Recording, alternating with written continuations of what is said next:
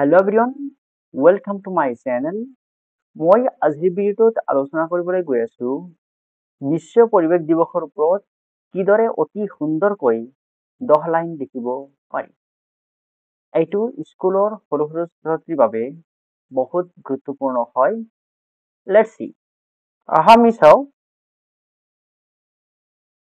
প্ৰথম লাইন, প্ৰতি বছৰ 5 জুন তাৰিখে বিশ্ব পৰিৱেশ দিৱস পালন কৰা হয়।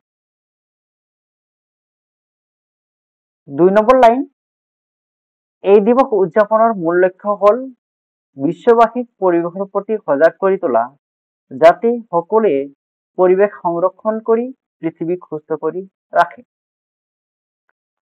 3 নম্বৰ লাইন, পোনপ্ৰথমে 1973 চনৰ 5 জুন তাৰিখে আমেৰিকা যুক্তৰাষ্ট্ৰত বিশ্ব পৰিৱেশ দিৱস উদযাপন কৰা হৈছিল আৰু ইয়াৰ বিষয়বস্তু আছিল অনলি অন আৰ্থ, অৰ্থাৎ মাত্ৰ এখন পৃথিৱী।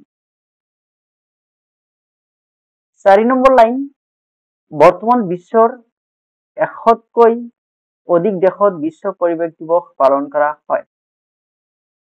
5 নম্বৰ লাইন, প্ৰতি বছৰ ৰাষ্ট্ৰসংঘই নতুন নতুন শ্লোগান লৈ বিশ্ব পৰিৱেশ দিৱস পালন কৰে।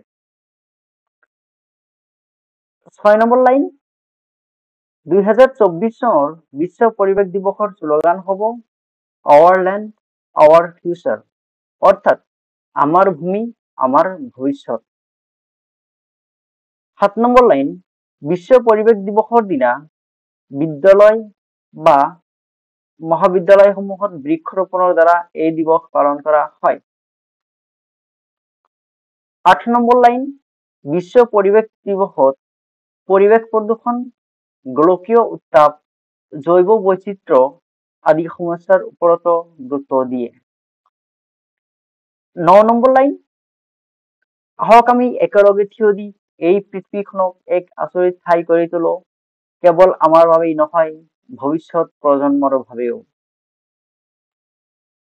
10 নম্বৰ লাইন, বিশ্ব পৰিৱেশ দিৱসত পৰিৱেশৰ ওপৰত এখন শ্লোগান আগবঢ়োৱা হ'ল সেউজীয়া হওক, উশাহ পৰিষ্কাৰ কৰক, পৰিৱেশ প্ৰদূষণ বন্ধ কৰক, আমাৰ গ্ৰহটোক ৰক্ষা কৰক, আৱৰ্জনা পেলোৱাৰ আগতে ভাবি চাওক। যদি মোৰ ভিডিঅ'টো ভাল লাগি থাকে তেনেহ'লে তোমালোকে কি কৰিবা, সৰু সৰু ভাইটি ভণ্টিসকলৰ লগত শ্বেয়াৰ কৰিবা, যাতে সিহঁতে অতি সুন্দৰকৈ বিশ্ব পৰিৱেশ দিৱসৰ ওপৰত 10 লাইন ৰচনা লিখিব পাৰে। Thank you for watching my video.